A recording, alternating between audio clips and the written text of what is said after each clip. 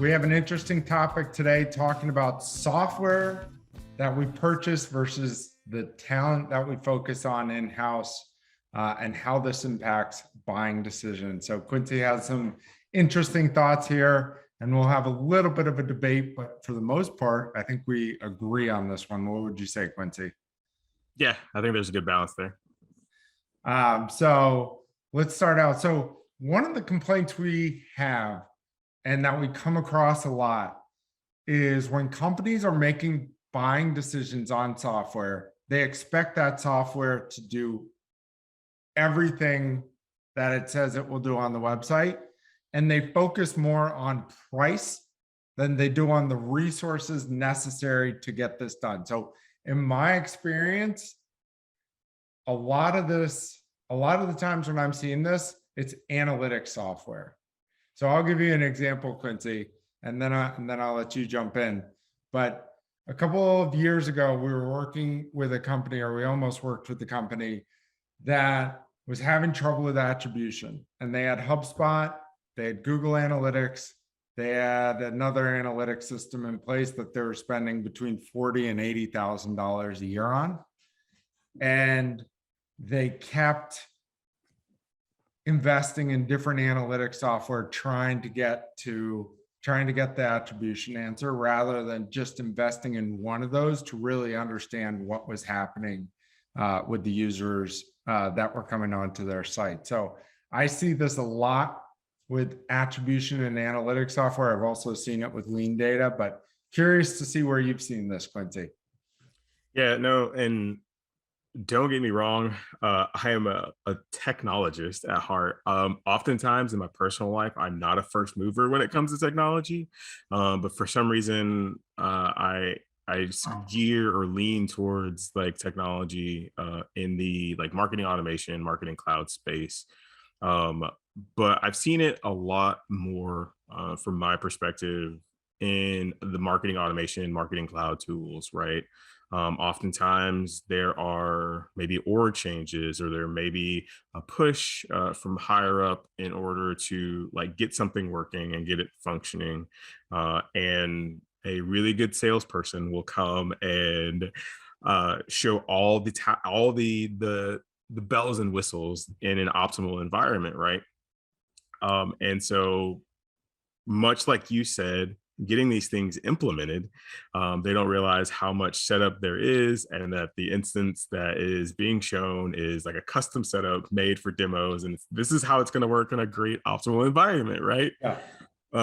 So yeah, that's kind of where I am. And like, also there are like new leaders who come in who have an organizational preferences. Like obviously we deal with like CMOs and things like that. Like we always hear this. In my past company, we did X, right? And so like they have a preference of the tool set and not necessarily taking into account like the talent of the team, like and able to implement and operate and things like that. So that's kind of the challenge that I've seen real time. Yeah, you beat me to the punch there, especially when you're talking about somebody coming in or org changes and somebody's like, well, this is how I did it previously at my last company. And it's somebody who's coming from a marketing team with 50 people on it to a marketing team with 8 people on it. And they're like, let's bring in Marketo. Yes. And it just creates this giant bottleneck where it's really tough to get stuff done.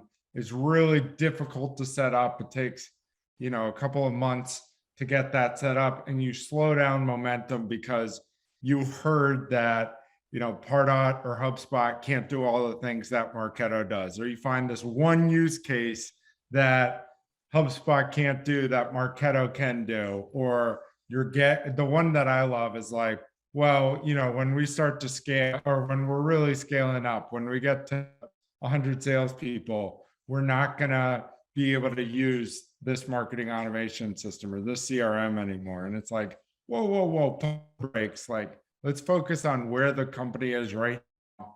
It's a little bit of survive in advance in startups, like in March Madness, just get to the next round and then kind of make the decisions on what kind of software you need, et cetera.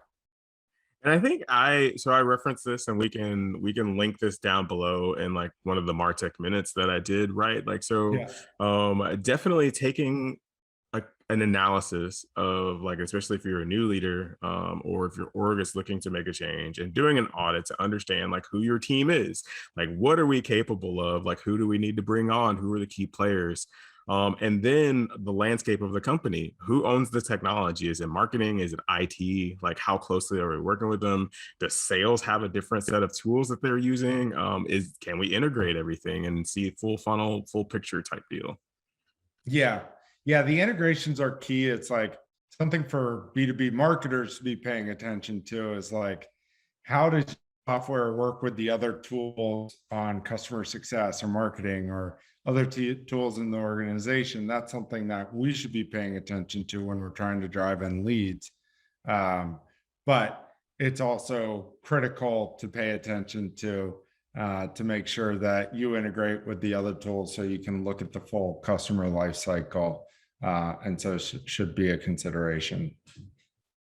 For sure. Let's break the silo. Yeah. Yeah, it really is a team decision across like all the different functions these days when you're making software decisions. I feel like Intercom was really looking to live at that intersection for a while, and I just haven't seen them with as many of our clients recently. Maybe it's just being used in customer success, but less than, I'm just not seeing it on marketing teams as much anymore. HubSpot seems to really have picked up for us.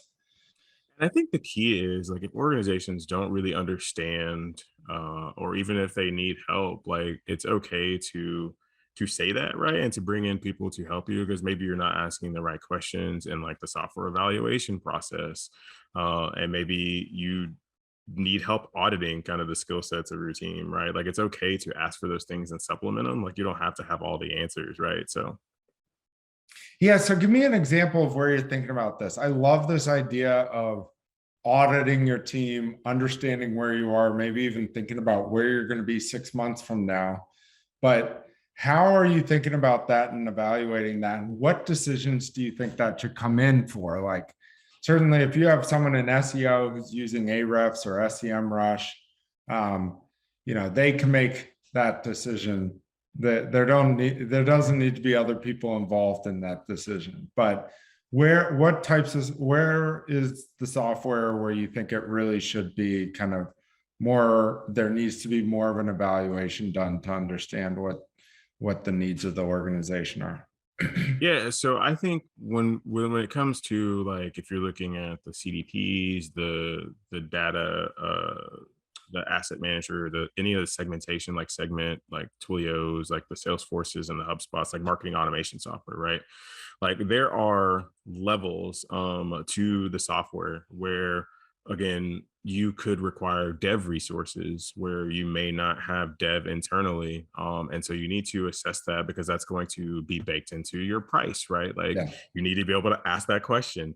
You need to be able to have some sort of technical resource. Again, like looking at your modern marketer today, they may be more digital or social media strategists, and like you can just audit based on job titles. Like what roles do we have currently on the team? Yeah. And our social media strategist isn't going to be our technical sort of setup person or implementation person for a marketing cloud, and being understanding how to set those up and tag things properly. So I would say those more complex and complicated systems. Yeah.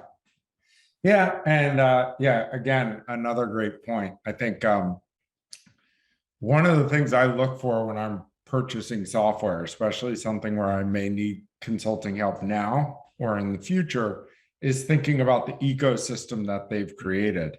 Yep. So you talked about integrations before, but with web development, if you're looking at a CMS, it's going to be easiest to find WordPress developers. It's going to be tougher to find web developers for some random CMS. For marketing automation, it's going to be easier to find HubSpot consultants than it is even to find Marketo consultants, and they're Yep. probably a little bit cheaper as well.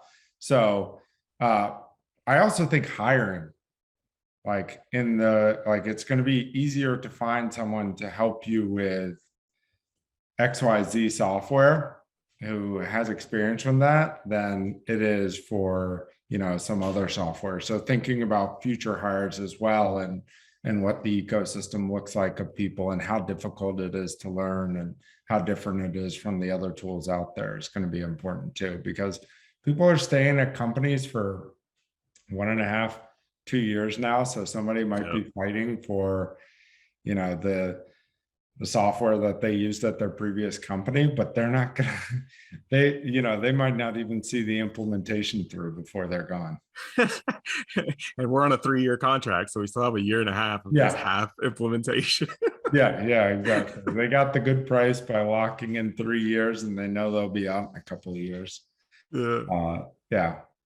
Awesome. So to sum it up, what would you say the keys are when considering marketing software? I would say internal assessment, like you have in everything, you have to know like yourself and your team the best, asking the right questions with regards to the software. Like, is it meeting all the needs? Like not only for my organization, but it's going to impact across the organization. And so those are the two like main components that I would highlight. All right, sounds good.